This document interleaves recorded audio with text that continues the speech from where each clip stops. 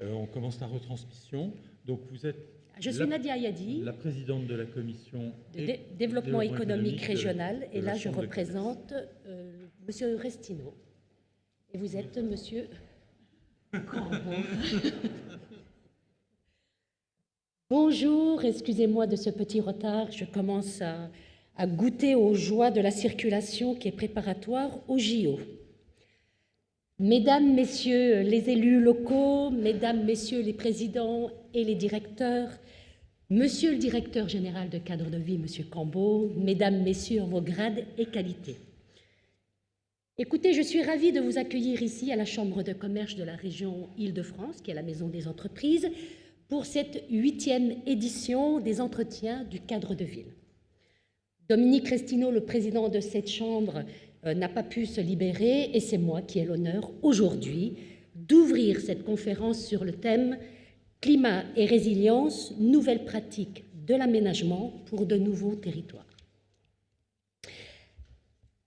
C'est un sujet crucial qui nous tient vraiment à cœur et qui préoccupe, car plus aucun maintenant territoire n'est à l'abri de l'impact du changement climatique, que ce soit les vagues de chaleur successives, que ce soit les inondations, que ce soit la pollution de l'air, puis je ne parle ici que des problématiques franciliennes. Nous devons affronter les défis que posent les bouleversements et faire preuve de résilience, soit en s'adaptant, soit en agissant directement sur les causes et sur les conséquences de ce changement. Alors, nous, ce sont des réflexions que nous menons au sein de la Commission de développement économique régional que je préside. Et j'en profite pour saluer le travail excellent des chargés de mission qui sont pilotés par Dominique Moreno, qui est là. Et je vous invite à lire nos travaux, et notamment celui sur l'objectif de la zéro artificialisation nette, qu'on connaît tous sous l'acronyme ZAN. Comme vous le savez toutes et tous, la loi Climat et résilience d'août 2021 a inscrit à l'agenda de l'aménagement la lutte contre ce que nous appelons l'artificialisation des sols, c'est-à-dire la réduction du rythme d'artificialisation et de la consommation des espaces naturels, agricoles et forestiers. Plus précisément, cet objectif est à atteindre en 2050 et implique donc une réduction progressive tous les 10 ans. Le ZAN inquiète autant les collectivités que le monde économique, car il n'est pas sans paradoxe. Sa mise en œuvre pratique est compliquée en raison des impératifs combinés de développement économique, réindustrialisation des territoires ou d'accélération de la transition énergétique. Ainsi, comment, à l'heure de la sobriété foncière, répondre à la fois aux besoins de plus de 4 millions de mal logés, il y en a environ 2 millions en Île-de-France, et en même temps répondre aux enjeux de la souveraineté productive. Nous pensons que de nouveaux principes et outils d'aménagement et de construction sont mobilisables dans les territoires. Par exemple, la loi du 20 juillet 2023 apporte les éléments favorables. Déjà, les projets d'envergure nationale seront décomptés des enveloppes locales. Le bouclier rural d'1 hectare d'urbanisation garantira une capacité de développement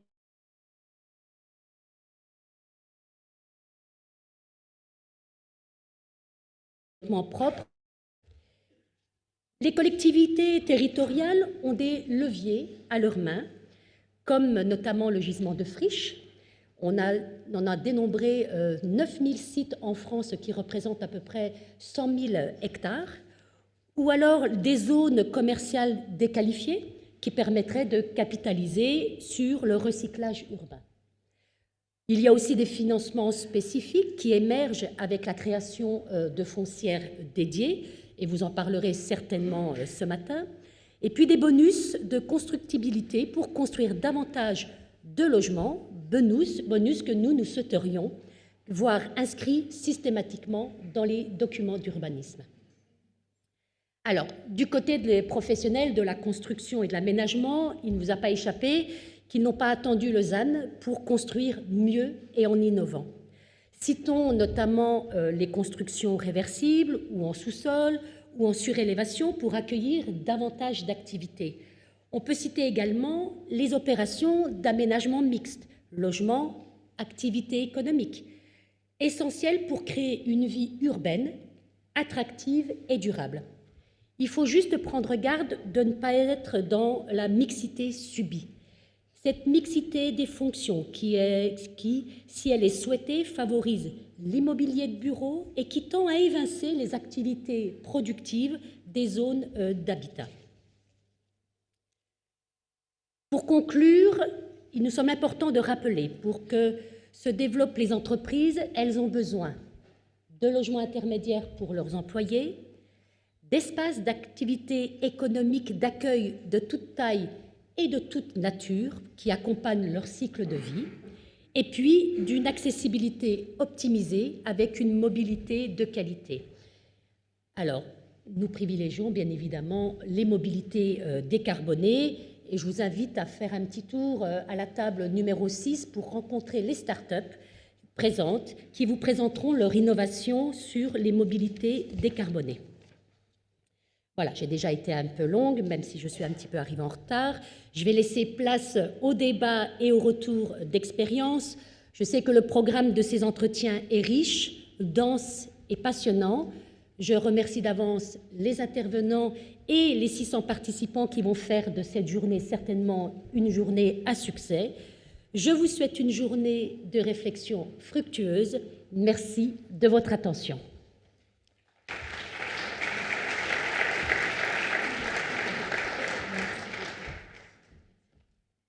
Merci de votre accueil, Nadia Hamadi, comme tous les ans d'ailleurs, et je crois que c'est une part du succès des entretiens, c'est le lieu et la démarche que vous animez, qui est territorialisée bien entendu, puisque les entreprises le sont. Alors nous avons voulu, donc je suis en effet Rémi Cambeau, pardon, je ne m'étais pas présenté tout à l'heure, le directeur des rédactions de Cadre de Ville, édition Ville, juridique et data.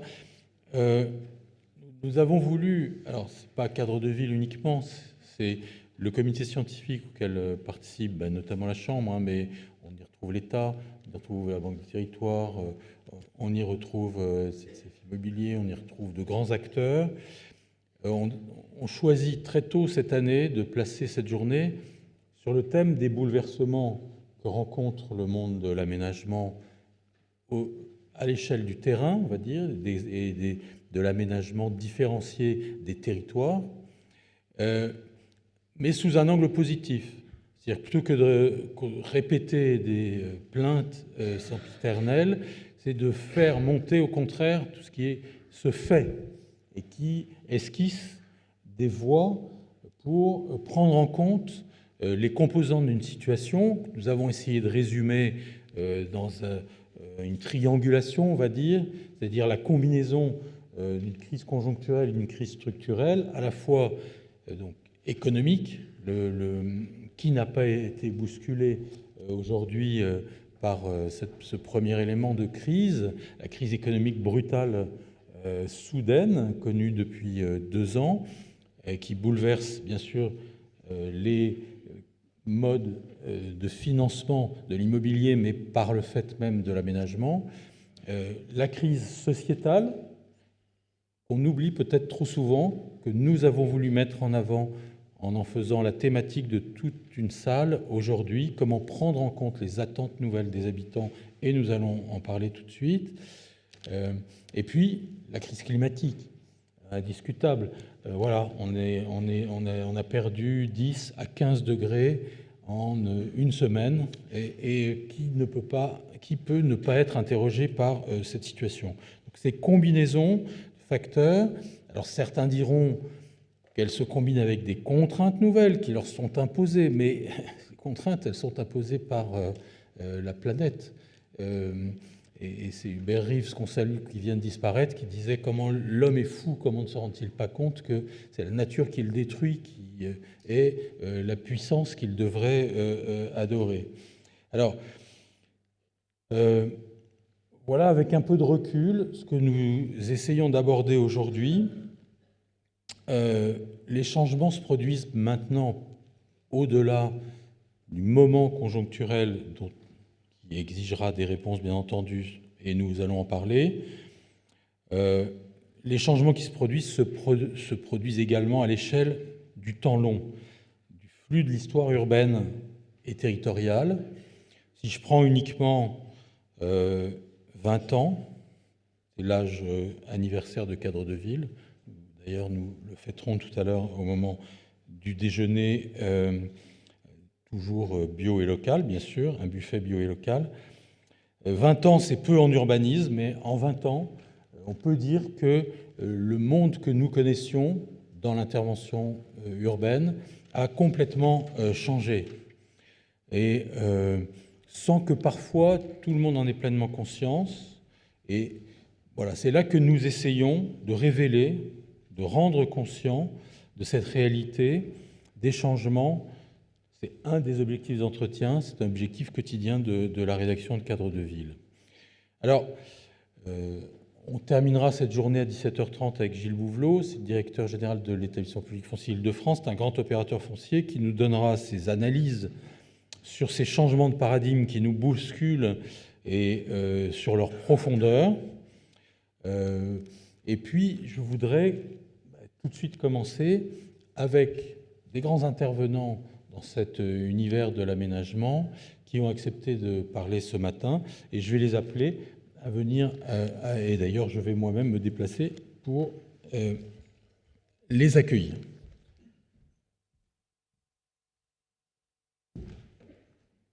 Alors, s'ils veulent bien me rejoindre, je ne sais pas si Jean-Philippe Dugouin-Clément est déjà arrivé, on l'attendait d'un moment à l'autre, il vient de Mency, il est là, bravo.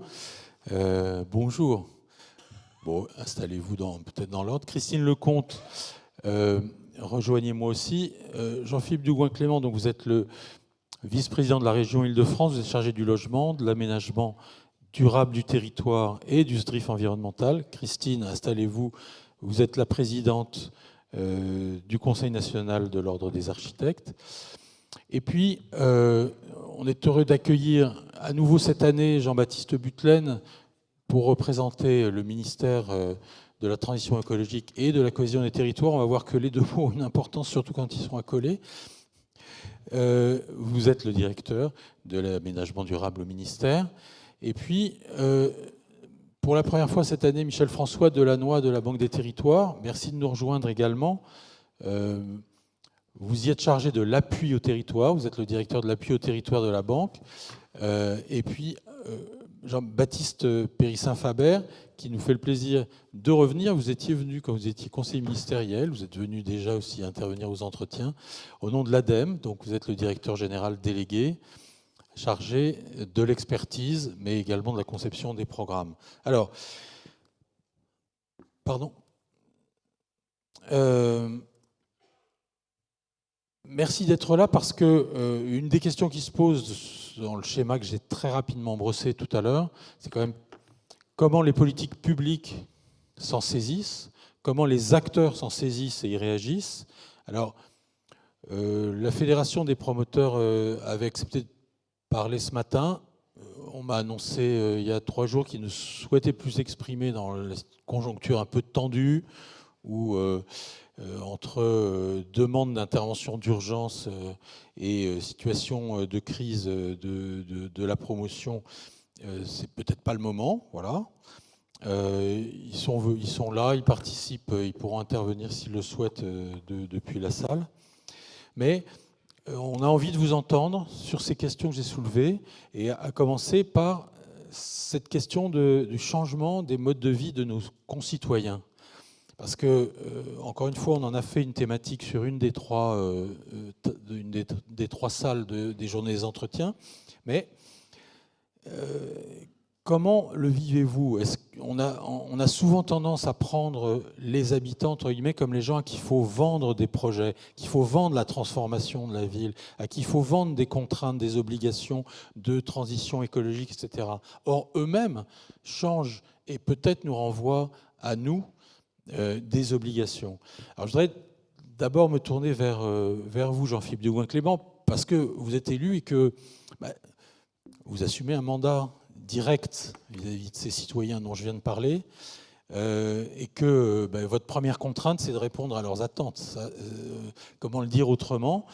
Donc, comment analysez-vous aujourd'hui la situation qui semble mouvante, je dirais, de la société française? Il y a des tensions, il y a des attentes, il y a des besoins, des changements de comportement, des changements de mode de vie.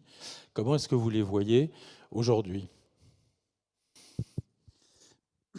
Bien, bonjour à toutes et à tous. Déjà, merci de m'inviter à participer à cette table ronde d'ouverture. Et puis, peut-être juste un mot, puisque la FPI a souhaité ne pas intervenir. Moi, je souhaitais, je sais qu'il y a un contexte extrêmement compliqué pour l'ensemble du monde de l'immobilier, qu'on parle de la promotion, qu'on parle de l'aménagement, qui est un secteur qui est en très grande souffrance. On voit y compris les déclinaisons sur les entreprises du bâtiment, sur les notaires, sur l'ensemble des architectes, l'ensemble des maîtres d'œuvre. Et je comprends qu'on est vraiment sur une profession aujourd'hui en souffrance et en manque de perspective. Ça me permet de faire le lien. Et cette souffrance, c'est aussi à nous, d'une certaine manière, de l'accompagner et surtout de trouver des solutions pour relancer, pour redémarrer une machine qui aujourd'hui patine. Ça me permet de faire le lien avec votre question. Oui, on a une population, on a un corps social français qui a énormément évolué en moins de 10 ans, avec des attentes souvent très contradictoires, très ambivalentes, que nous nous retrouvons lorsque nous sommes élus, c'est-à-dire donneurs d'ordre au sens noble du terme. Absolument pas une question de vouloir prendre un rôle prendre en compte.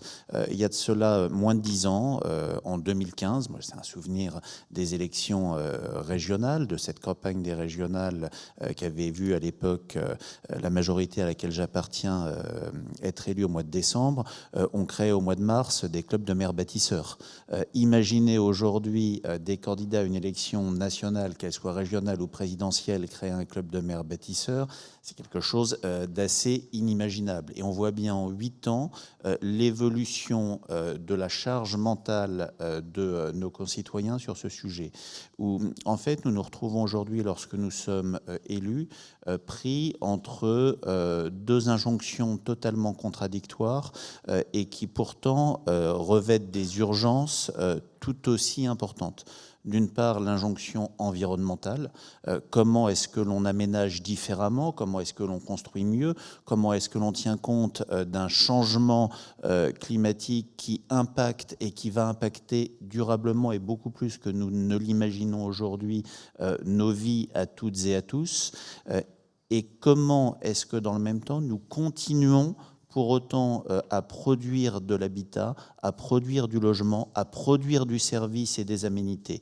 Et au fond, c'est toute cette ligne de crête que nous avons aujourd'hui à réinventer, avec une difficulté majeure qui vient se greffer dessus depuis maintenant 2 ans.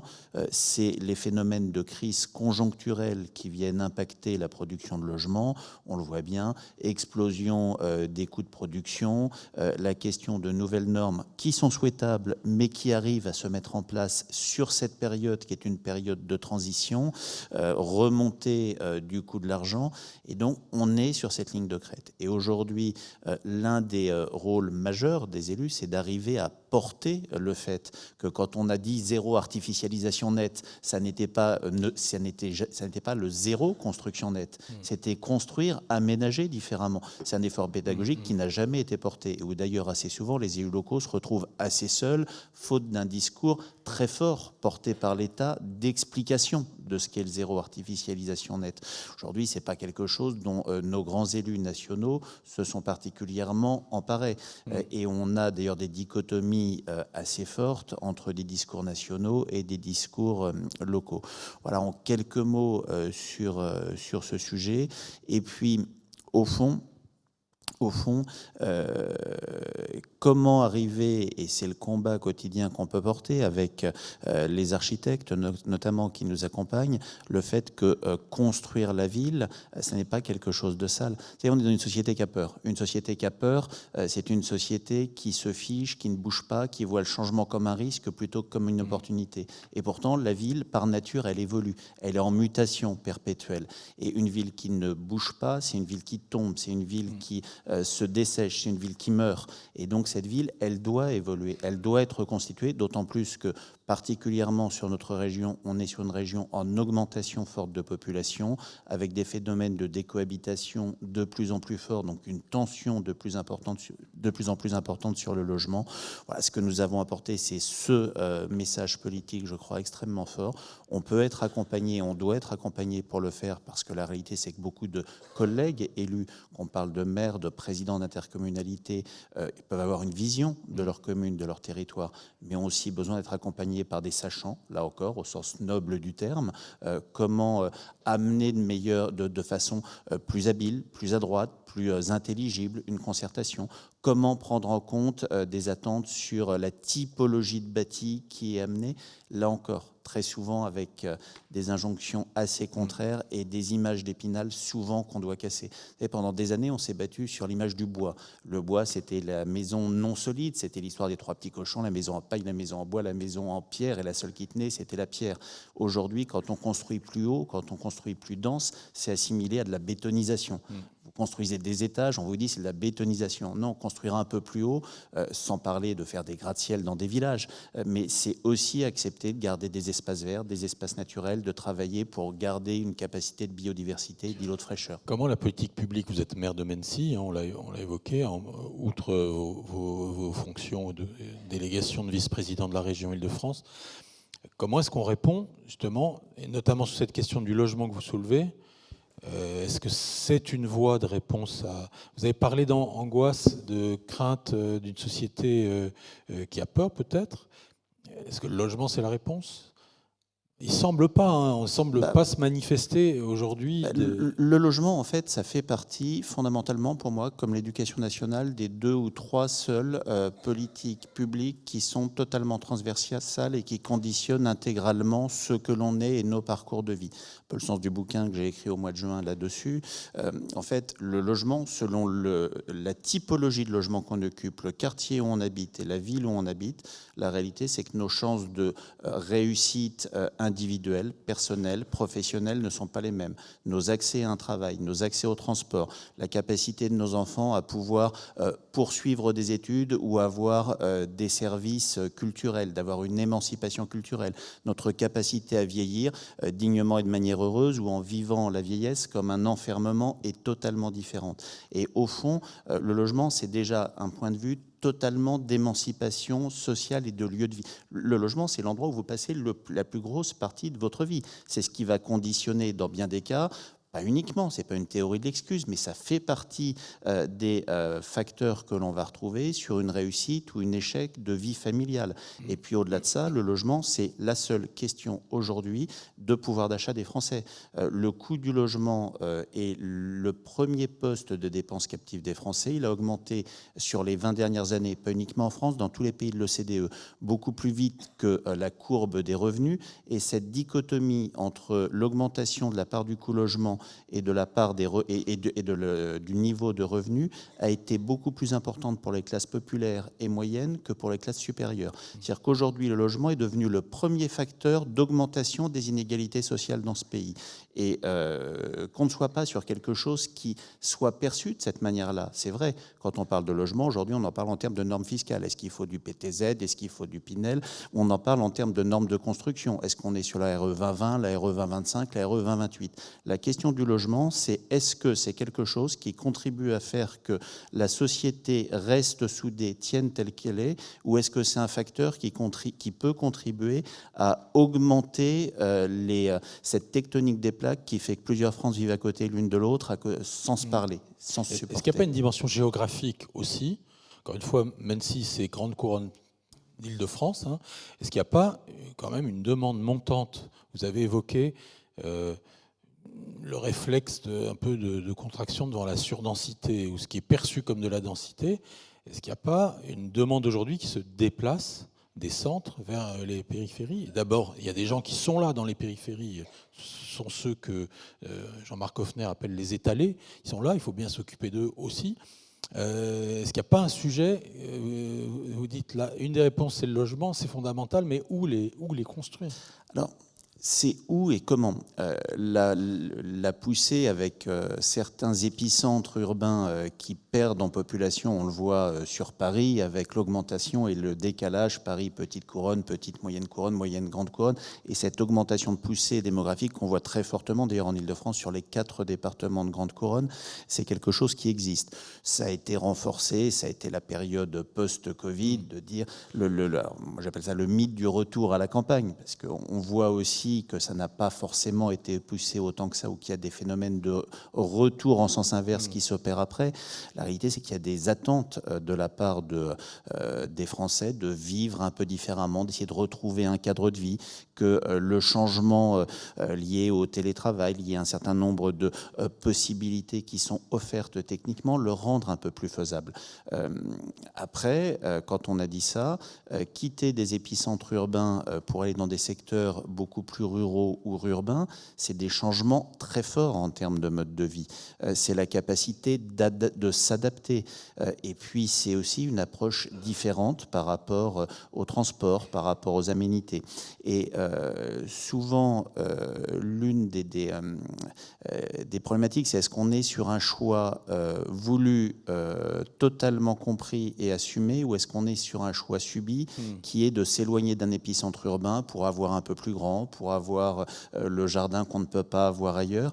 Et souvent, quand c'est des choix qui sont faits pour une question quasiment de triangulation matérielle et non pas pour une question de choix de vie, avantages, inconvénients, là, on voit des difficultés d'adaptation. Et l'un des sujets que nous avons et que nous portons en Ile-de-France au travers du SDRIF et de ce renforcement de ce qu'on a appelé des polarités, 27 grandes polarités, un peu plus de 130 polarités secondaires, centralité, au fond, c'est d'essayer sur ce qu'était la France des cantons, et d'une part, et puis ce qui sont les grands pôles de développement francilien. C'est d'arriver à avoir une offre de services un peu plus complète pour permettre d'avoir un développement complet, de ne pas être dans une typologie d'aménagement condamnant des dizaines de milliers de personnes à vivre un enfer de déplacement et de cadencement pendulaire quotidiennement. Je viens de le faire ce matin, c'est extrêmement épanouissant. Bien sûr.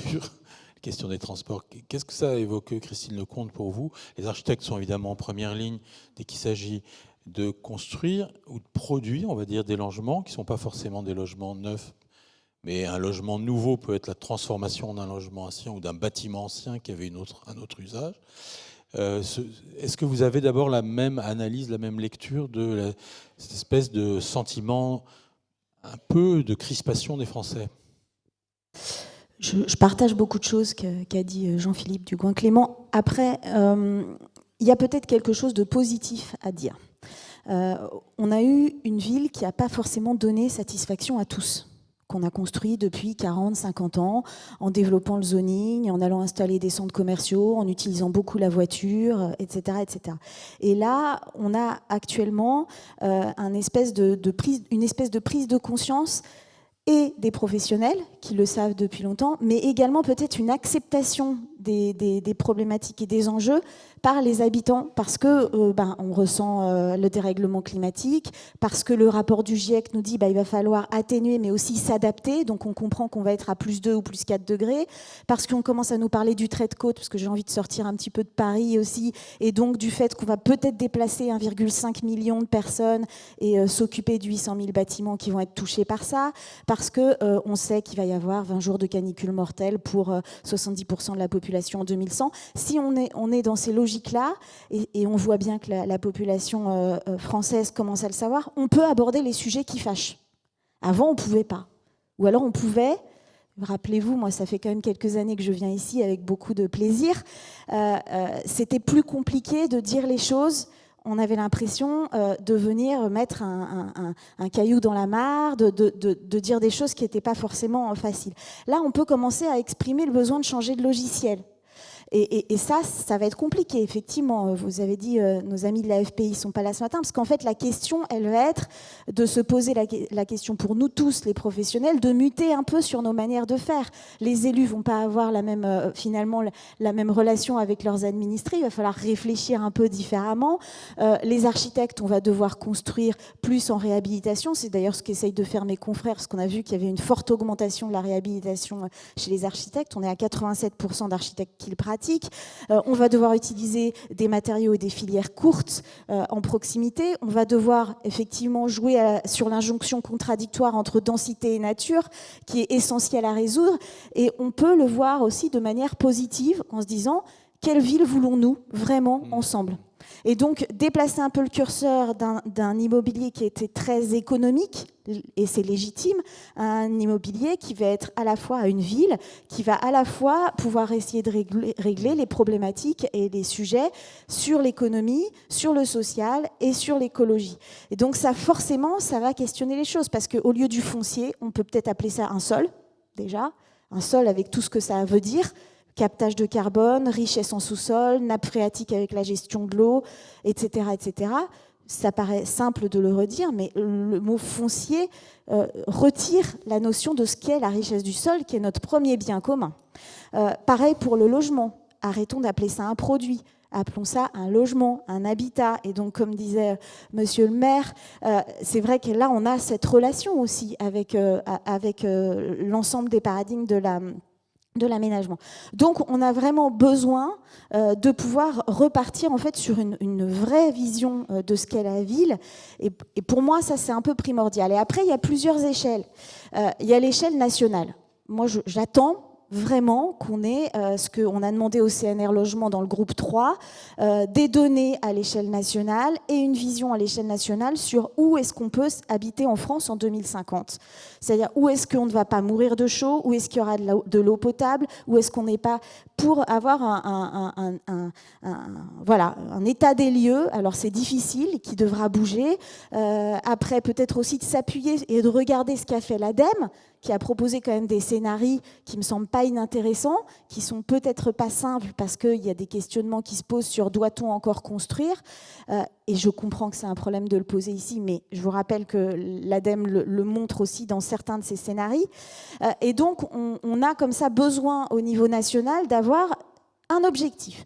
Le ZAN, c'en est un, il va falloir l'affiner, et ensuite au niveau en décentralisant, il va falloir qu'on puisse apporter énormément de conseils et de récits sur les territoires.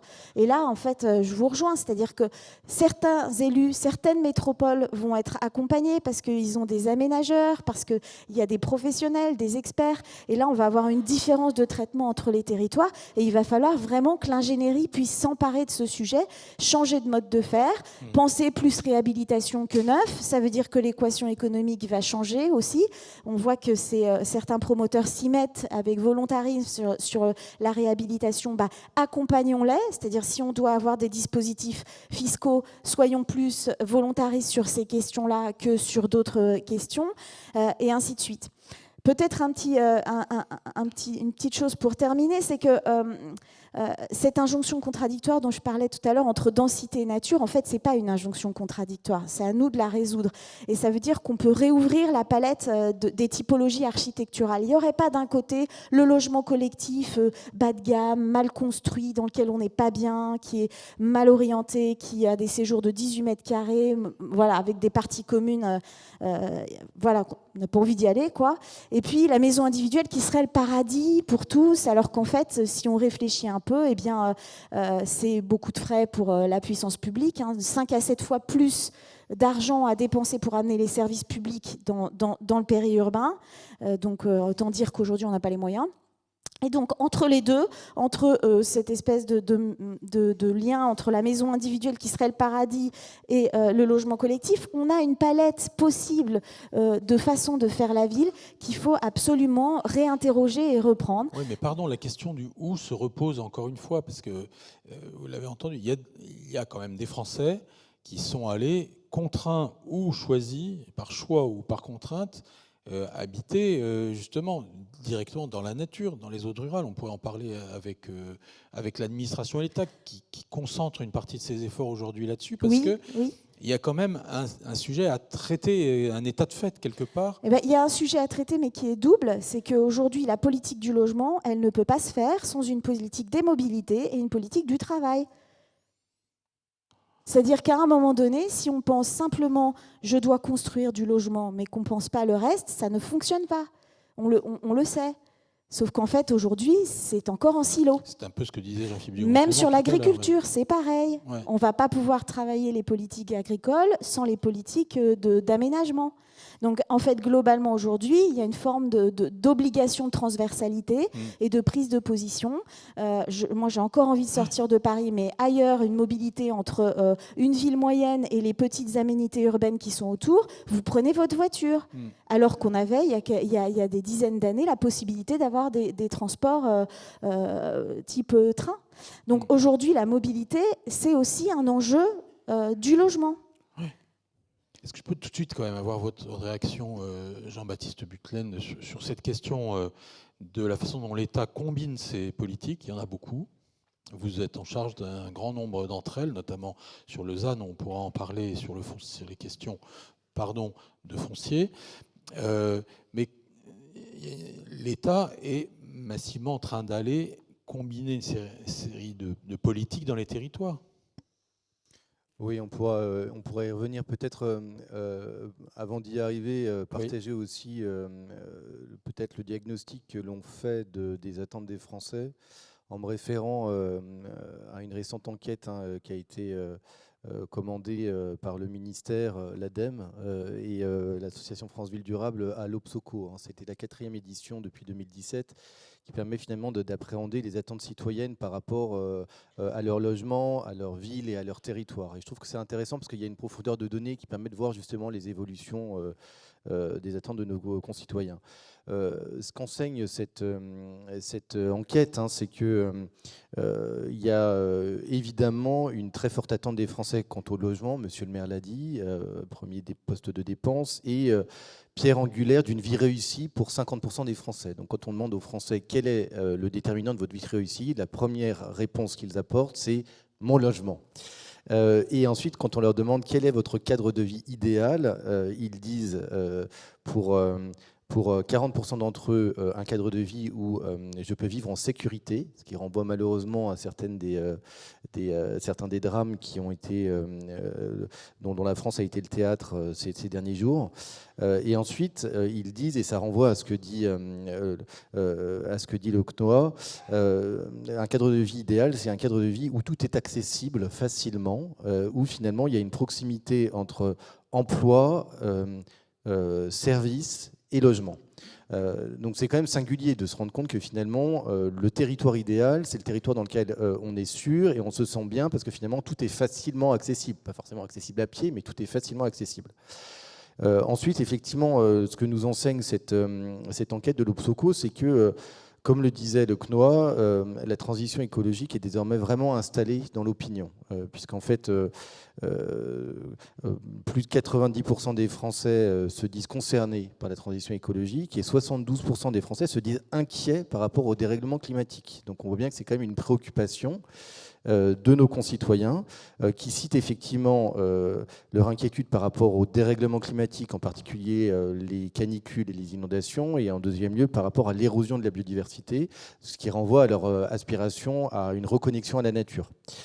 Donc on voit bien que finalement par rapport aux politiques menées par le gouvernement en matière de planification écologique, tout ce qui a trait finalement à la lutte contre l'érosion de la biodiversité, notamment le zéro artificialisation nette, et à l'adaptation et l'atténuation du changement climatique, dans lequel il y a des politiques de rénovation et de performance énergétique du bâtiment, on y est, quoi. C'est-à-dire qu'on répond complètement à cette question-là.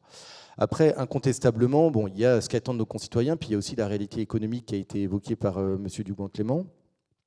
On vit une situation économique qui est difficile, avec une inflation qui atteint près de 5% par an, un accès au crédit qui désolvabilise les ménages, je pense qu'il faut l'avoir en tête, on a atteint 3,8 là, et ce faisant, l'ensemble de la chaîne de valeur en souffre, puisqu'on a une mise en chantier qui est au plus bas depuis 2010. Donc on voit bien qu'il faut prendre en considération ces faits économiques incontestables.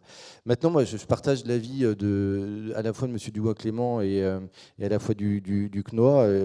Il faut voir aussi l'opportunité dans tout ça, c'est-à-dire, et j'en reviens du coup à votre question, ce qu'on partageait avec nos collègues du Réseau national des aménageurs et du Club Ville Aménagement, c'est que justement par rapport à ces crises conjoncturelles, le gros intérêt des métiers de l'urbanisme, de l'aménagement, c'est qu'on s'inscrit dans le temps long. Et donc finalement, il y a une certaine forme de résilience qui nous permet d'inventer des modèles pour finalement enjamber les crises, si je puis dire. Donc vous en parlerez dans la journée. Hein.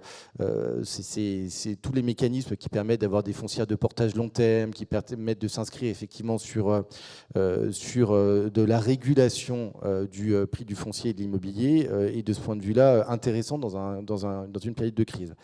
Ensuite, ce qui est aussi intéressant, c'est que finalement, en période de crise, le secteur du logement, du bâtiment et de l'aménagement est en quelque sorte une valeur refuge. C'est-à-dire qu'incontestablement, c'est une création de valeur sur les territoires, net positif pour les territoires, puisqu'en fait, on crée de la valeur là où on s'installe. Et donc, dans une situation incertaine au plan international, c'est quand même effectivement intéressant de l'avoir aussi en tête et de le porter dans l'effet de levier qu'il a sur les territoires. Et enfin, effectivement, je pense que de plus en plus, l'État, les collectivités, les professionnels ne raisonnent plus en silo et se disent qu'en réalité, il y a besoin de réfléchir ensemble le logement, l'emploi et le service pour répondre à une meilleure souveraineté territoriale. Là, on peut raisonner la souveraineté à toutes les échelles. C'est d'ailleurs un mot qui peut être polémique, en quelque sorte. Mais vis-à-vis de l'État, on voit bien que finalement, la question n'était pas de dire il faut produire du logement n'importe où, à n'importe quel prix. On n'est plus du tout là-dessus. Oui, il faut continuer à construire, mais construire là où il y a des besoins. Dans le même temps, on voit bien qu'il faut revitaliser les territoires qui sont en perte de vitesse, notamment commerciale. C'est tout le travail sur des actions cœur de ville, petites villes de demain, y compris en grande couronne. L'Île-de-France y travaille, la notion des polarités. Et puis, il y a aussi cette prise de conscience très forte du besoin de réindustrialiser nos territoires, ce qui a été vraiment un message porté par le gouvernement post-Covid et qui renvoie effectivement au besoin de remettre de l'emploi dans les territoires pour répondre au CNOA, réindustrialiser avec de l'industrie verte au plus proche finalement des bassins d'emploi. Voilà. Bon, après, on pourra y revenir. Hein. Il y a quand même des déterminants sur lesquels il faudra qu'on travaille parce que incontestablement, le métier que nous exerçons aujourd'hui n'est pas le métier d'hier. On pourra y revenir. Il y a des nouveaux métiers, il y a des nouveaux espaces de projets que sont notamment les friches, les entrées de ville. Il y a un nouveau partage une nouvelle partage de la valeur qu'il faudra réfléchir. Et puis, je pense que je partage ton avis. Hein. Il y a aussi de nouveaux récits habitants à inventer, incontestablement. C'est important, on va en reparler. Mais je voudrais d'abord qu'on ait le point de vue de grands acteurs, notamment de soutien, et notamment de soutien financier à ces changements. Parce que, vous l'avez dit, c'est du lourd qui est devant nous. Il faut de l'appui. Et appui, c'est justement votre fonction, Michel-François Delannoy, l'appui au territoire. Donc vous avez ce contact avec des maires comme Jean-Philippe Dugouin-Clément, à l'écoute de leurs besoins, de leurs stratégies, de leurs politiques. Elles sont diverses, elles passent par des outils, des montages qui peuvent être très variés. Comment est-ce que, petit à petit, ou encore plus, la banque, vous êtes le banquier des territoires, je l'ai dit, la Banque Territoire intègre ces enjeux dont on vient de parler. D'abord, vous avez peut-être une nuance sur l'analyse pour commencer. Oui. Alors d'abord, merci de nous avoir associés à cette table ronde. Et puis, je salue évidemment tous les participants à cette table ronde. Merci d'avoir participé au comité scientifique toute l'année. C'est pour contribuer à construire. Bah oui, non, mais on a besoin de partenaires. Le CNOA aussi était là, c'était bien. Merci. Et l'État, bien sûr. Voilà, et bonjour à toutes et tous. Oui, alors peut-être un petit mot avec un peu de recul pour commencer, pour participer un peu à l'échange qui vient d'avoir lieu. Et bon, évidemment, je suis en accord avec beaucoup de choses qui ont été évoquées. Ce qui me paraît important de dire, c'est effectivement nous sommes dans une période, nous sommes dans une période où nos modèles sont bousculés, nos modèles d'aménagement. On est ici quand même au cœur d'une journée consacrée à l'aménagement, bousculés, et en même temps, on peut se dire que tout était quand même annoncé depuis très longtemps.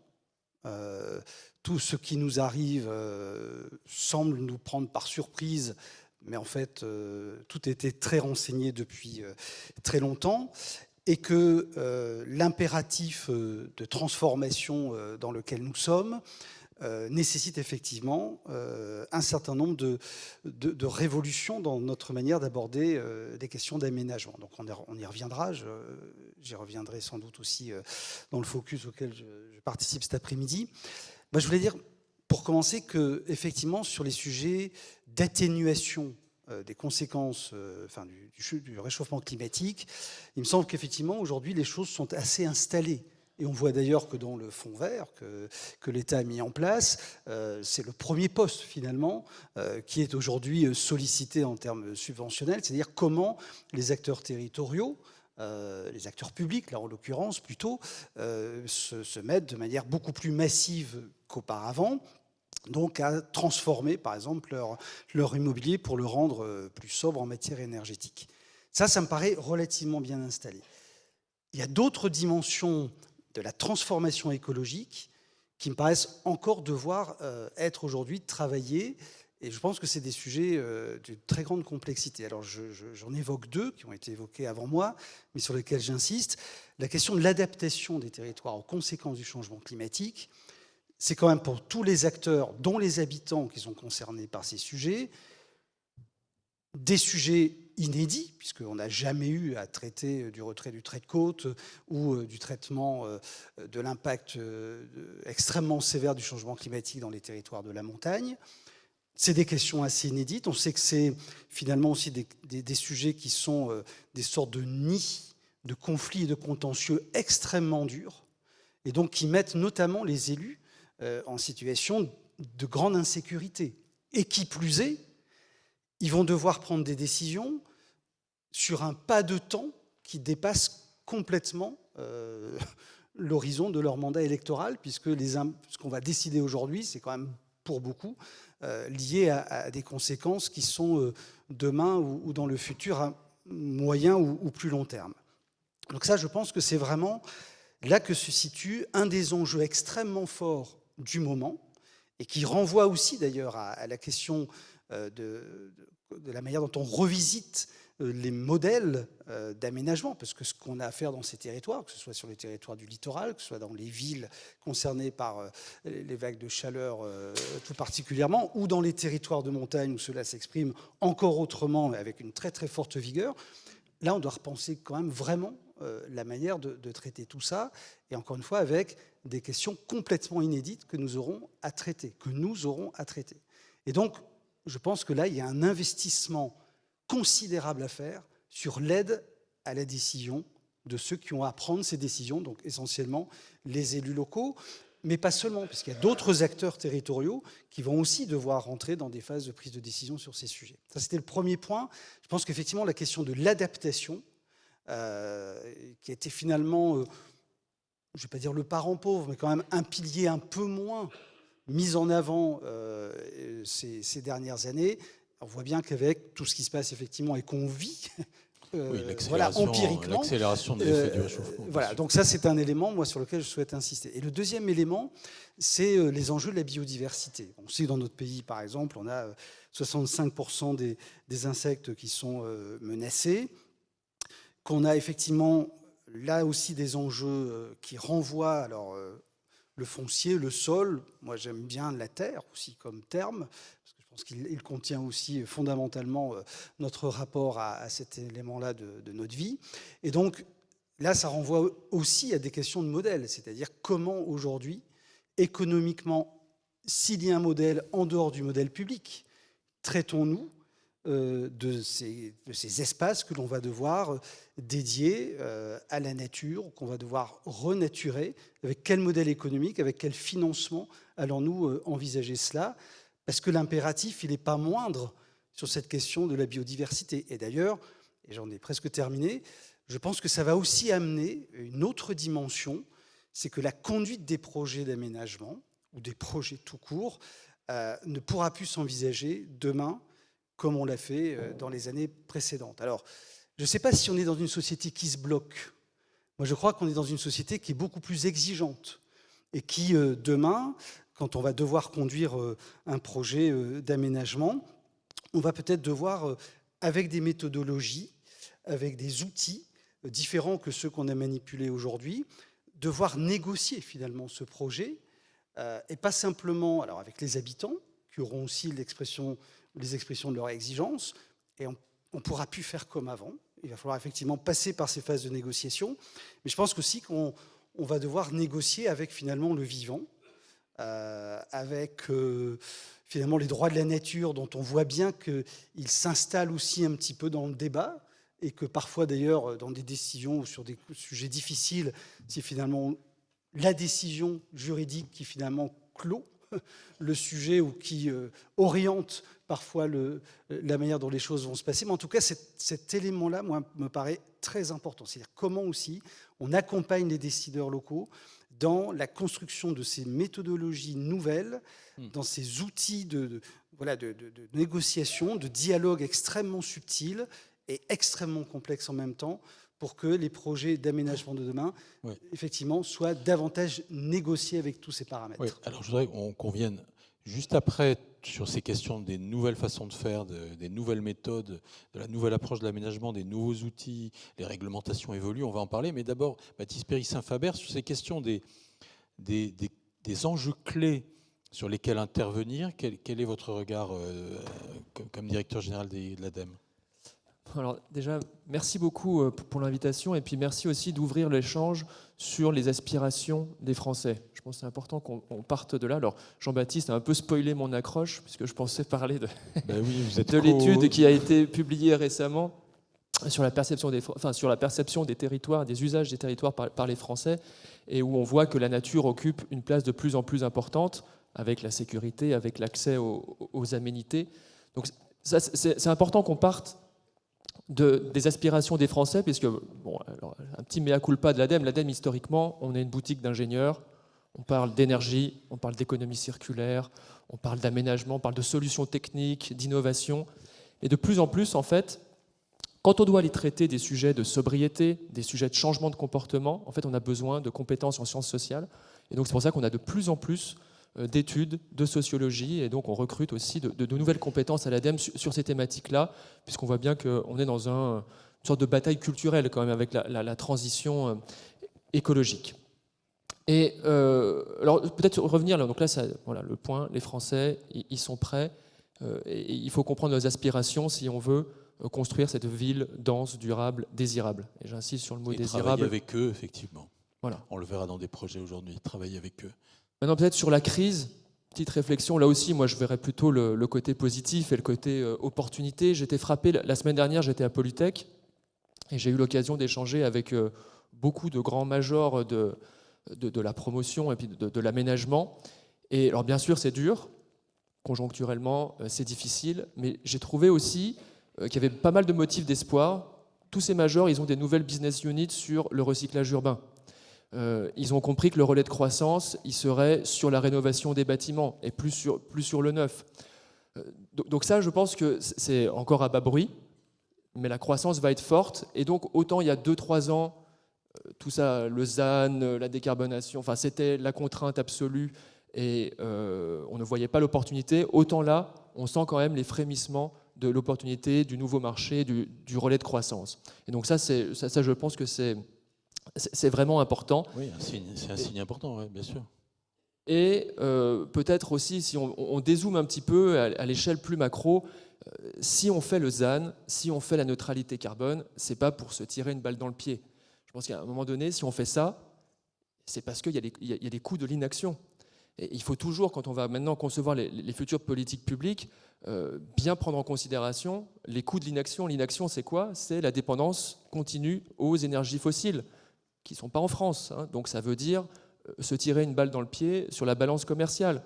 Le coût de l'inaction, c'est l'explosion programmée de la précarité énergétique. Les coûts de l'inaction, c'est tout ça. Et puis c'est bien sûr des conditions de vie qui vont être dégradées, puisque c'est le sujet de l'adaptation, vous l'avez mentionné, c'est évidemment le chantier du siècle si on veut habiter dans des zones habitables, d'où l'importance aussi en ce moment de la planification écologique. Donc là, le gouvernement a fait un très gros travail sur la partie décarbonation. Ensuite, la planification ne se limite pas à des tonnes de carbone. On a un gros travail à faire sur la biodiversité, sur là où on va vivre, sur l'adaptation. Et c'est d'ailleurs le prochain PNAC, Plan national d'adaptation au changement climatique, sera publié à la fin de l'année, et toutes ces questions seront traitées. Donc voilà, moi j'insiste vraiment sur ce coût de l'inaction qui serait bien supérieur en fait au coût un peu conjoncturel de cette crise. Alors en période de crise, c'est toujours compliqué parce qu'il faut payer deux fois.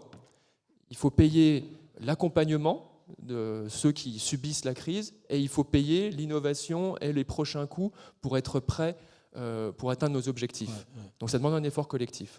Oui, alors vous parlez devant des gens qui sont actifs et surtout qui commencent à intégrer. Je pense que c'est une nouveauté. On va parler des outils peut-être un petit peu qu'on a à sa main là dans la dernière demi-heure qui nous reste. Surtout dans les projets eux-mêmes. Souvent, ce qui emporte la décision de l'élu, qui n'est pas toujours convaincu de faire, etc., c'est quand on lui présente le coût de l'inaction, mais à l'échelle d'un projet. Ça se calcule aujourd'hui, il y a des outils qui permettent de le faire. Vous les portez, messieurs, notamment. Et ça devient une des bases d'analyse de l'impact socio-économique d'un projet, au-delà de la rentabilité financière pure qu'on regarde souvent au premier degré. Qu'est-ce que vous en pensez, Christine, de cette façon dont on est bousculé dans nos façons de faire, nos méthodes et les métiers aussi, bien sûr? Oui, on est bousculé, pour revenir sur le coût de l'inaction et sur ce que vous venez de dire, Rémi. C'est vrai qu'il y a besoin d'une chaîne. L'architecte, souvent, il arrive, il intervient au dernier moment sur une parcelle, etc. Donc on a vraiment besoin qu'en amont, soit on puisse avoir participé à la discussion pour réouvrir le débat et le récit, et ça on le fait avec la Banque des Territoires aussi, qui aide à l'ingénierie locale, mais surtout on a besoin finalement que ça soit construit à une autre échelle que uniquement sur une parcelle. On ne construit plus, on ne peut plus imaginer ça.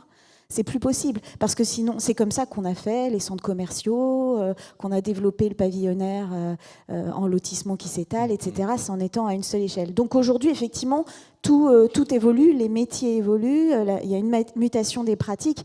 Moi, je voulais revenir sur 2 points. La bataille culturelle, qui est extrêmement importante, et puis sur la question de la réindustrialisation et sur les filières.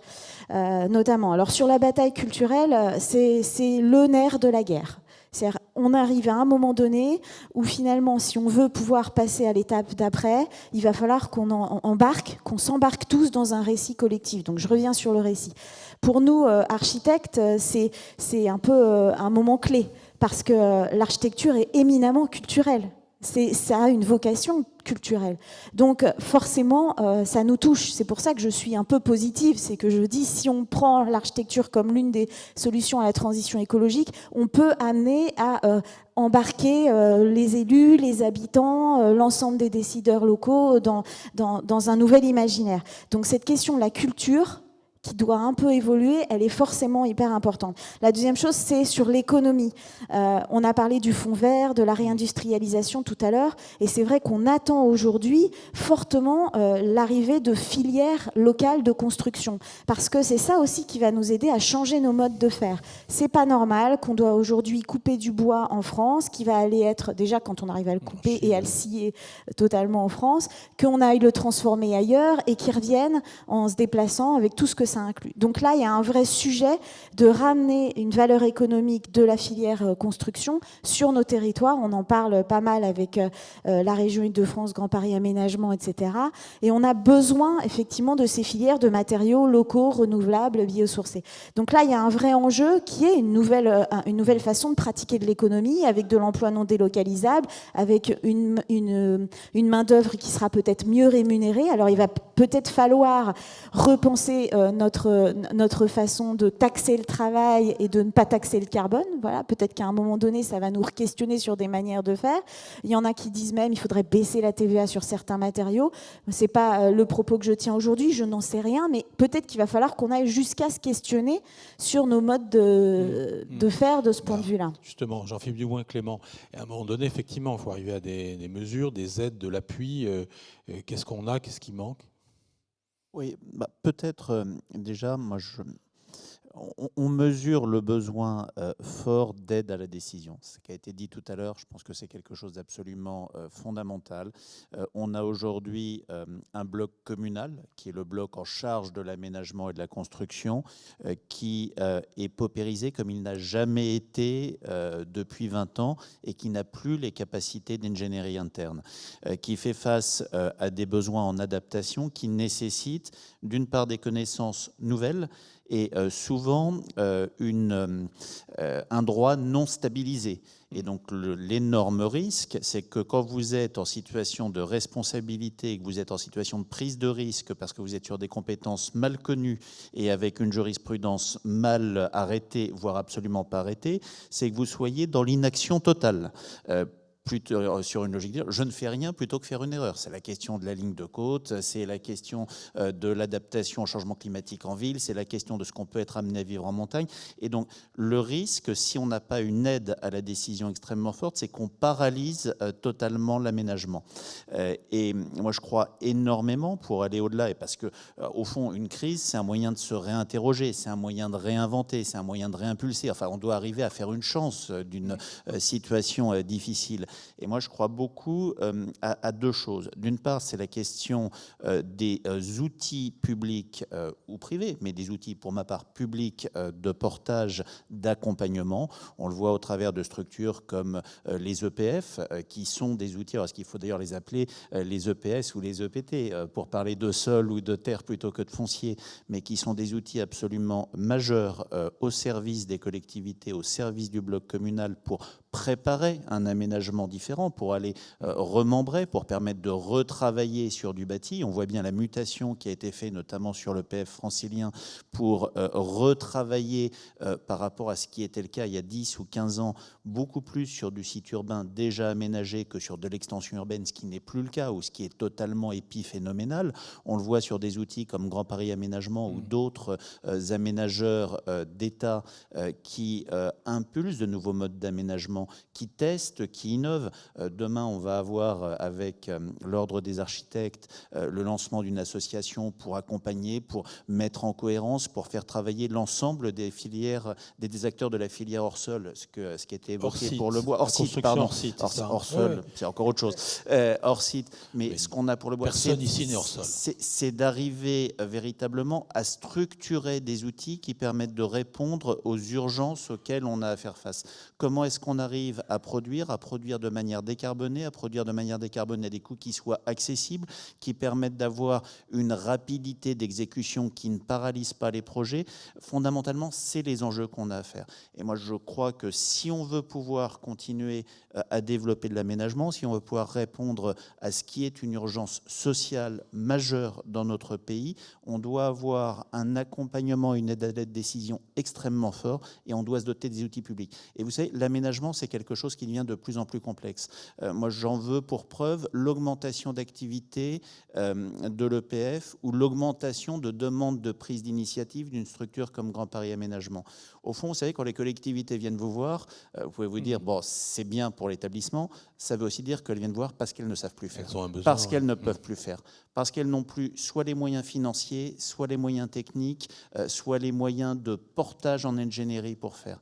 Et donc, je pense que notre rôle collectivement, c'est aussi avec l'État, avec la Banque des Territoires, d'arriver à développer ce type d'outils. Puisqu'on a parlé de foncier, c'est un des points clés, semble-t-il, du logement. En tout cas, ce qu'a dit Patrice Vergrit, le nouveau ministre du Logement. Est-ce que vous partagez cette analyse, sachant que, d'après l'INSEE en 2022, la valeur patrimoniale des fonciers bâtis a baissé pour la première fois depuis très très longtemps, et que donc le patrimoine détenu, que ce soit par les administrations publiques, les Français ou des sociétés, a perdu de la valeur en 2022 en foncier bâti.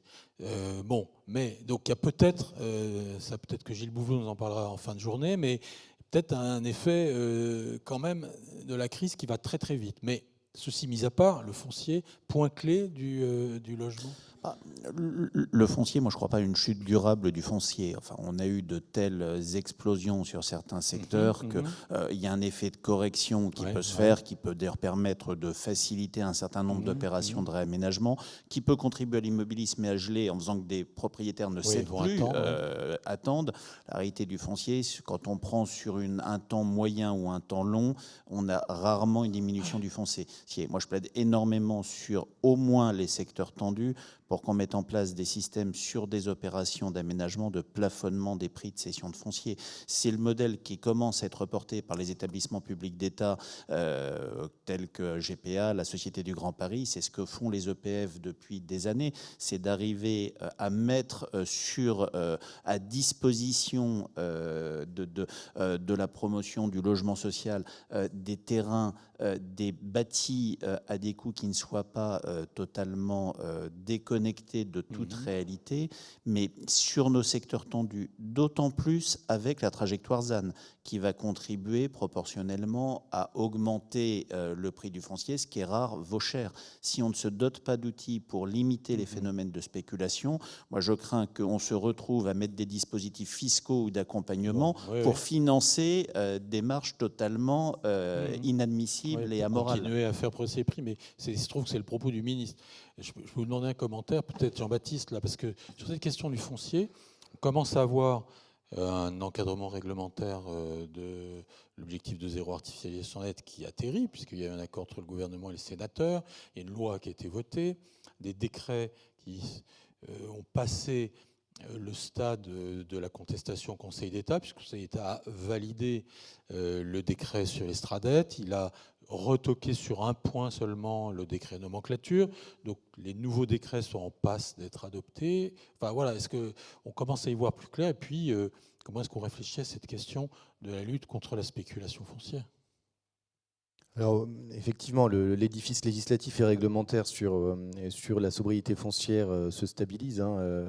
J'ai la réunion de section au Conseil d'État cet après-midi sur les 2 décrets relatifs au Conseil d'État cet après-midi, sur la défendre les 2 nouveaux décrets. Défendre, écouter les grands sages surtout, sur la territorialisation de la trajectoire d'un côté et sur l'autre sur la définition de l'artificialisation des sols. Bon, après la loi du 20 juillet 2023, il est clair que le cadre est en train de se stabiliser. Voilà. Ce faisant, sur la question ensuite de la spéculation foncière. Pour finir sur le ZAN, on attend aussi une liste des projets d'intérêt général majeur qui seront sortis du calcul du ZAN à l'échelle régionale. Enfin, on est dans les détails, mais le diable est dans les détails. Enfin, même si l'Île-de-France est une région très libre pour le calcul de sa trajectoire ZAN, mais malgré tout, c'est important, ça vient aussi, ça.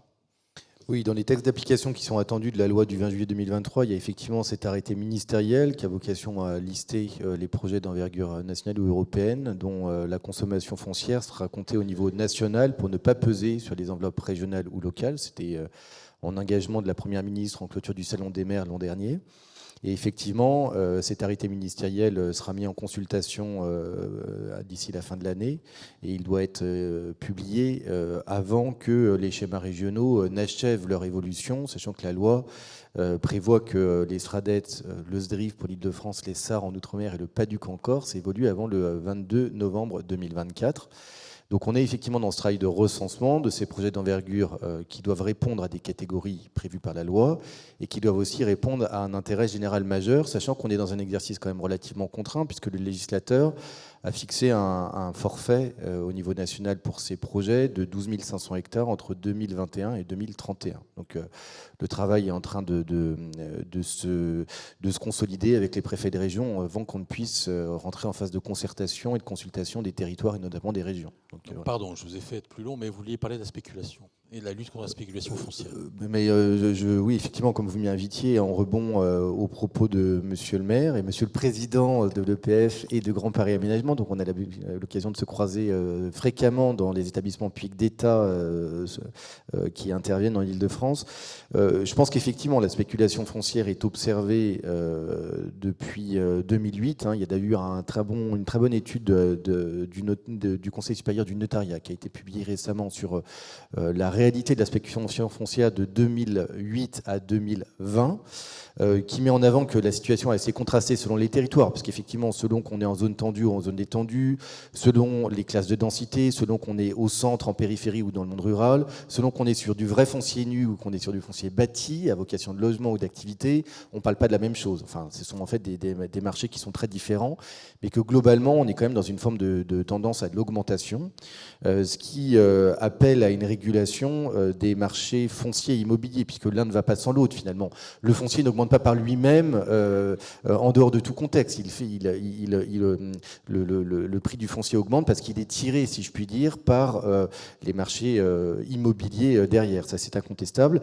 Ce qui renvoie effectivement aux modalités de régulation du foncier et de l'immobilier à la main des élus. Et de l'État. Il y en a déjà un certain nombre qui existent, d'outils, qui sont d'ailleurs assez méconnus, les zones d'aménagement différé, les droits de préemption urbain, les déclarations d'utilité publique pour faire des réserves foncières. Enfin, il y a un certain nombre de dispositifs qui existent, mais on sent qu'il y a un plébiscite des acteurs autour de deux grandes tendances. La première, c'est d'encourager toutes les formes, effectivement, de foncier à long terme et de démembrement foncier bâti. Donc les portages de foncier long terme renvoient à des outils comme les EPF, dont ce pourrait être d'ailleurs un des métiers pour l'avenir, et les démembrements fonciers bâtis renvoient notamment au déploiement des baux réels solidaires dont le ministre a beaucoup parlé lors du congrès de l'USH. Donc ça, c'est une des tendances. La deuxième étant de muscler encore davantage la puissance publique sur la régulation des prix du foncier et de l'immobilier, quitte à réinterroger finalement le droit constitutionnel de propriété, puisque finalement il s'agit en quelque sorte de savoir jusqu'où et finalement on peut aller, comme le dit Monsieur le maire, en contestation de prix, au motif d'une lutte contre la spéculation foncière qui est nécessaire, sauf finalement à ne plus rendre possible un autre droit qui est le droit opposable au logement, en quelque sorte. Et donc ça, effectivement, il y a peut-être besoin, dans le domaine urbain, de muscler ces droits de préemption en contestation de prix dans des zones peut-être anti-spéculatives pour freiner, si je puis dire, des bulles qui malheureusement finissent par être contre l'intérêt général et malheureusement pour la rente de certains seulement, en quelque sorte. Donc ça, c'est un travail sur lequel nous réfléchissons en ce moment. Très bien. Merci. Ben voilà, donc les choses avancent, mais vous en parlez en dehors des entretiens avec notre ville aussi. Michel-François Delannoy, vous vouliez réagir? Oui, je voulais réagir, mais je réagis aussi aux propos de Jean-Baptiste, voilà, que je savoure d'une certaine manière. Je disais à mon voisin, il a évoqué à plusieurs reprises le terme de régulation. Si on fait juste un petit flashback, il y a quelques années, c'était inimaginable de parler de régulation. Tout au plus, on s'autorisait à parler d'aménagement. Je me souviens des débats extrêmement soutenus que nous avions à ce moment-là avec tout un certain nombre de partenaires et certains ici, autour des questions d'implantation de commerce. Et on disait c'est inimaginable de réguler l'implantation des commerces. On était, nous, déjà très engagés sur les questions de redynamisation des centres des villes moyennes. Voilà, donc les choses ont évolué et fort heureusement. Non, je voulais surtout évoquer, concernant la Banque des territoires, simplement l'idée que nous faisons de ce sujet une priorité, celui dont nous parlons là en ce moment même sur les sujets du sol, de la terre, du sujet donc du foncier, une priorité pour les années qui viennent. Vous savez que la Banque des territoires, forte de la raison d'être du groupe Caisse des dépôts qui fait de la transformation écologique voilà, le pilier de son action, a donc un nouveau plan stratégique qui sera communiqué dans quelques temps, mais donc qui, parmi ces mesures phares, met l'accent sur cette question de l'accompagnement des territoires vers la sobriété foncière, de l'adaptation, tout ce qu'on a évoqué, mais a déjà donc concentré un certain nombre de ses ressources autour des sujets qu'on vient d'évoquer. Il nous paraît absolument fondamental de contribuer à notre place, mais avec les moyens que l'on peut mobiliser. Donc cette mobilisation active de la ressource foncière au service de l'aménagement, du développement, mais aussi de l'intérêt général. C'est un élément absolument fondamental. La maîtrise foncière dont on parle, elle doit aussi intégrer cet intérêt général avec tous les sujets qu'on a évoqués juste avant. Et donc aujourd'hui, au-delà de la tension, au-delà des sujets de spéculation, c'est comment on dédie effectivement une partie de cette terre, de ce foncier, au sujet qu'on a évoqué précédemment. Ça veut dire aussi qu'on doit pouvoir, nous, dans nos modalités d'intervention, vous savez qu'on intervient sur des moyens d'ingénierie, donc d'aide à la décision. Ça veut dire aussi qu'on peut investir, et on le fait en ce moment, sur des outils de data, notamment pour qualifier le foncier disponible et mutable, de manière à aider aussi la prise de décision. Mais ça veut dire aussi qu'on doit aligner nos métiers et nos autres métiers. Je pense notamment alors le prêteur, enfin, puisque nous prêtons de l'argent, donc on est en négociation en ce moment avec le Trésor pour avoir des produits là, dédiés spécifiquement donc à l'accompagnement de cette maîtrise foncière de long terme, voire de très long terme. Quand on parle des sujets de naturation, de renaturation, ça veut dire là qu'il faut pouvoir accompagner les acteurs publics pour l'essentiel, mais ça veut dire aussi qu'on doit pouvoir accompagner des sociétés de projets ou des acteurs qui vont mêler, finalement, hybrider la ressource publique et privée pour porter du foncier. On pense évidemment aux sociétés d'économie, c'est tout ce qui peut tourner autour, mais aussi la création de filiales dédiées à ce portage foncier de long terme. Donc, on en débat d'ailleurs avec un certain nombre d'établissements publics fonciers pour regarder comment on peut, à travers des filiales dans lesquelles on rentrerait au capital, permettre ce portage foncier de long terme, et puis aussi donc participer à des sociétés de portage sur ces sujets, voilà, qu'ils soient adossés à l'initiative publique ou adossés à l'initiative privée. On a beaucoup parlé de notre démarche prototype avec le groupe Frey, donc qui vise précisément l'immobilier frais spécialisé dans l'immobilier, dans le commerce. Oui. Voilà. Et donc c'est aussi toute l'offre qu'on est en train de développer autour des entrées de ville, en particulier autour du programme Action Cœur de Ville. Bon, bref, donc je ne vais pas énoncer. L'idée, c'est vraiment pour nous d'avoir une mobilisation extrêmement forte des ressources et des différents métiers. J'insiste là-dessus parce que ça veut dire aussi pour nous que ça veut dire des évolutions dans la manière de concevoir notre contribution en tant que conseil, enfin, par les moyens d'ingénierie, mais aussi en tant qu'investisseur, que sans doute on devra revoir nos modalités de retour sur investissement quand on est sur des sujets de long terme qu'on est en train d'évoquer. Donc toutes ces évolutions de tels investissements sont en cours. Et la dernière chose que je voulais dire, et puis j'en ai terminé, c'était dit à plusieurs reprises, mais c'est absolument fondamental, c'est qu'il faut aussi que tout ce dont nous parlons, les moyens d'ingénierie, les moyens de création d'outils adaptés, que ce soit sur le portage foncier ou évidemment pour porter les aménagements de demain, voire aussi sur les sujets de renaturation qui vont aussi devoir trouver, je le disais tout à l'heure sur la biodiversité, devoir trouver aussi leur modèle et qui peut-être n'est pas qu'un modèle public-public. Tout cela, il faut que ça s'incarne dans des territoires dont les besoins et les attentes ne sont absolument pas les mêmes, selon, ça a été dit à plusieurs reprises. C'est diversifié, c'est vraiment extrêmement important, en France en particulier, de faire aussi ce pas résolu vers la différenciation des outils et des modes d'approche en fonction des besoins et des attentes des territoires. Un vrai sujet. J'ai terminé. Pas le temps d'aborder. Vous laissez quand même quelques minutes. Je sais que vous avez envie de parler parce qu'on a parlé du potentiel des zones d'activité économique, des zones commerciales. En Ile-de-France, vous avez fait tout le travail pour les repérer. Mais je voudrais que Baptiste Péry-Saint-Faber, on est à 3 minutes de la fin. Quelques mots sur l'accompagnement des acteurs et nos dispositifs. Alors, je ne vais pas vous faire la liste exhaustive de tous nos outils d'accompagnement, mais peut-être quelques focus sur des points clés. D'abord, pour le ZAN. Pour accompagner le ZAN, on a un outil qui s'appelle Bénéfriche, qui permet de faire une analyse socio-économique de la réhabilitation de friches en intégrant en fait la valeur des aménités environnementales. Et ça, c'est un outil qui est open source, qui est à la disposition de tout le monde. Et on a 150 000 hectares de friches. Le réservoir de foncier, il est là. Alors, on compte beaucoup sur la Banque des Territoires pour, avec un peu de créativité financière, faire ce portage de foncier, le réhabiliter et le remettre à disposition. Voilà, donc ça c'est Bénéfriche. Deuxième élément sur le carbone, enfin gaz à effet de serre plus généralement, on a un nouvel outil qu'on a développé avec le CSTB et puis Efficacity qui permet de faire des bilans énergie-carbone à l'échelle de quartier. Et ça c'est très important, ça permet d'avoir un outil de pilotage à l'échelle de quartier plutôt qu'à l'échelle d'un immeuble ou d'une maison. Urban Print. Exactement. Vous connaissez parfaitement. Oui, oui, on l'a présenté ici. Ensuite, sur l'adaptation, comme ça on aura couvert un peu les trois grands sujets. Là, je voudrais mettre en avant une start-up d'État qu'on vient de lancer qui s'appelle Plus fraîche ma ville et qui permet justement d'accompagner des collectivités qui ne savent pas forcément par quel bout commencer pour aller remettre de la nature en ville au bon endroit, des endroits où il y aura de l'eau, durablement de l'eau. C'est important parce que si on met de la nature en ville et qu'on n'a plus d'eau, on voit bien que là, on aura juste créé un grand gaspillage.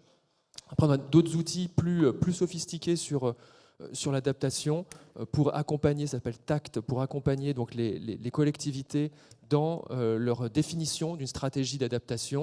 Et on a toute une offre d'ingénierie qui permet d'aller financer des chargés de mission. On a près de 1000 chargés de mission qui sont financés à travers nos dispositifs dans des collectivités pour les aider à utiliser ces outils, à leur faire profiter des guichets qui existent aussi d'accompagnement.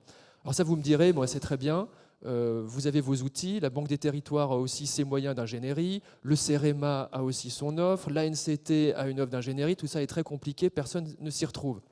Alors, déjà, on est en train de se soigner entre nous. Et puis, il faut bien voir, c'est que concrètement, pourquoi il y a eu autant de diversité? On a tous été interpellés, chacun dans nos métiers, par le terrain, avec des besoins sur ces sujets. Et donc, forcément, on a tous répondu à ces besoins avec nos outils. Aujourd'hui, qu'on est dans une phase de massification, de généralisation de ce qui doit fonctionner, on travaille ensemble pour articuler, mieux articuler, et en tout cas internaliser pour vous la complexité et offrir des offres vraiment lisibles aux collectivités. Ça, c'est vraiment l'enjeu du travail qui est en cours en ce moment pour simplifier l'ingénierie qui est offerte par les différents opérateurs d'État. Merci Baptiste, et il est 10h30 pile, donc nous allons devoir rendre l'antenne, comme on dit, parce que nous avons nos amis à distance. Merci vraiment, merci beaucoup